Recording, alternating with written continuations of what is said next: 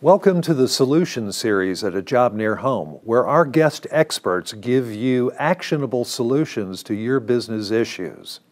Today we are with a good friend of mine, Jeff Nischwitz, who is the Chief Question Officer of Think Again Coaching, and also the author of Think Again, a practical approach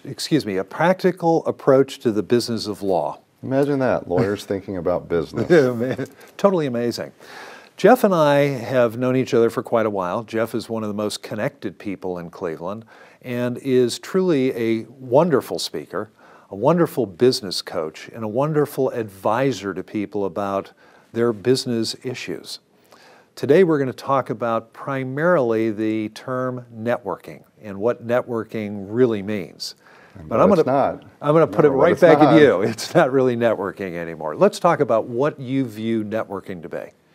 Well, I hate the word networking. And the reason I hate it is because everyone does it so poorly, it's gotten a bad name. So I basically roll networking into two things. It's meeting people and building relationships. And the relationship part is the critical. It is the magic formula to success, whatever success means. It could be personal, it could be professional. Without relationships, we're just transactional.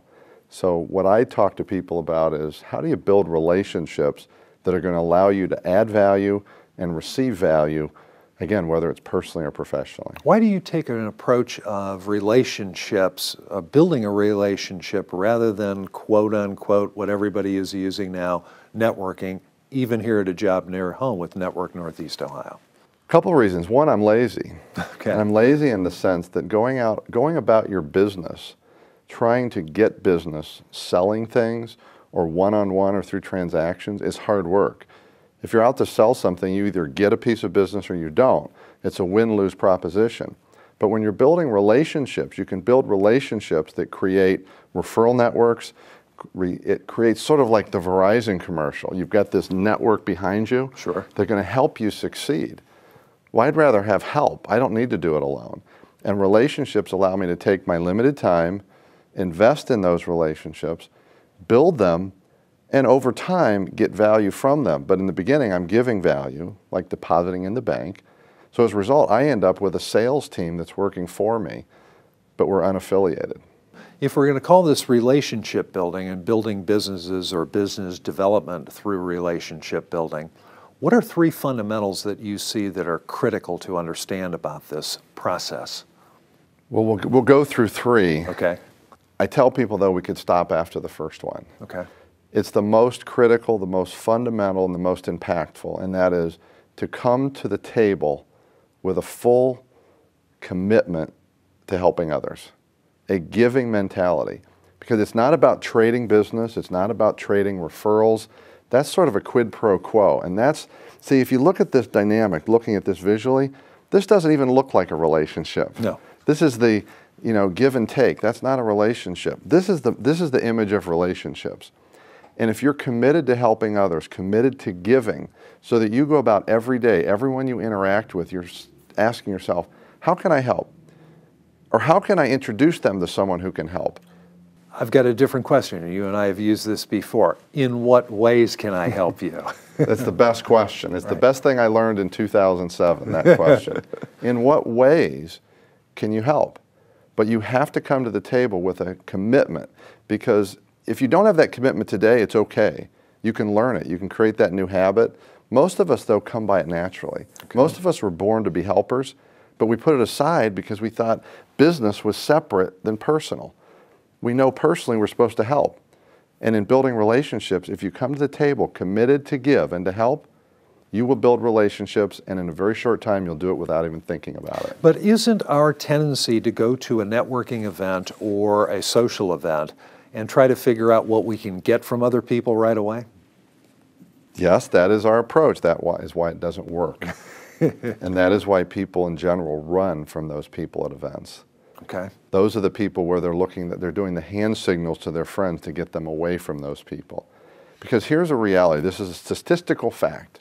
95% of the time, anyone you're talking to does not have a need for your service or product at that moment. Right. So why are we selling them?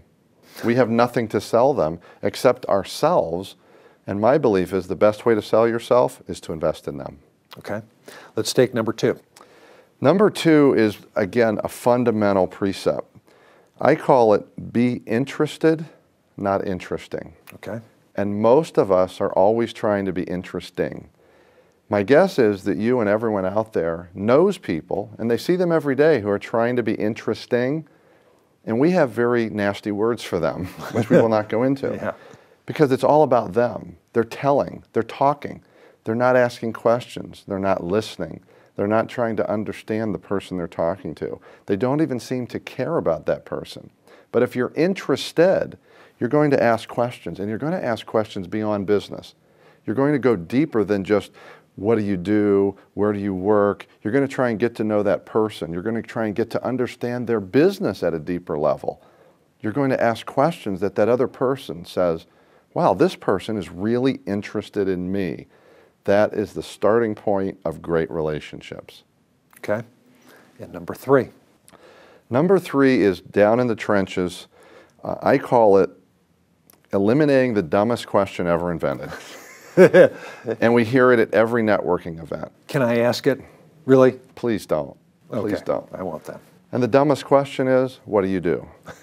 And the reason it's a dumb question is, I believe that no one that asks it actually cares about the answer. Right. It's what we've been trained to ask. And the answers are usually answers we don't even want. They're not even interesting.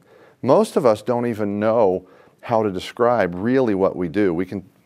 I'm a lawyer, I'm an accountant, I'm in sales, I do telephone sales, I'm a financial planner. Well, that doesn't even describe what you do. It's sort of what industry you're in. So what I tell people is, instead of asking that question, ask another question. One of my favorites is, what do you like to do when you're not working? And people have told me, Jeff, you can't ask that question too early. It's too personal. Well, I'm not asking them to disclose where they buried the bodies. It's a simple question that says, tell me something about yourself. And it relaxes people, and the conversation becomes about people. Business will follow.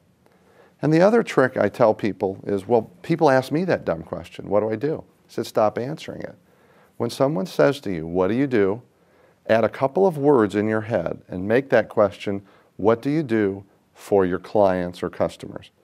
Answer that question. So in other words, it's really telling people what's different about you, what makes you special. And we're all different and special without even trying. And the funny thing is, we try and put that aside to be like everyone else because we think we need to be like everyone else in order to be successful. And the reality is the differences make us special and allow us to achieve our objectives. One of the things I learned a long time ago being a recruiter is ask a very good question, but always question the answer. Do you go along with that? I would twist that a little bit, and I would say I always question the perspective. Okay. Because what I've learned is that perception is reality for all of us. So whatever someone says, whether it's in a statement or in answering a question, it necessarily is coming from their perception. So I look at it and say, let me understand their perception, because that's another deeper level of understanding them and literally getting in their shoes versus applying my own view of the world to them. You know, we use the terms go to a meeting to connect with people, and that's really all we do. We exchange business cards, but when we come home or we go back to our apartment or our spouse or whoever, come back to business the next day and somebody says, oh, you met Jeff, tell me about him. There's not much you can say. No. So we really haven't done anything about truly being interested in other people. We've kept it superficial, and one of the things we've done is, and I posted this question recently on the internet, why do we work so hard to keep ourselves out of business? We try and make it always about business as if, again, we have to have this separate life. Well, who we are will ultimately define us, and who we are will determine what success, what objectives we achieve in business, not putting it aside and being sort of this clone that's the same as everyone else. And we'll be right back with Jeff Nischwitz, the Chief Question Officer of Think Again Coaching. Thank you.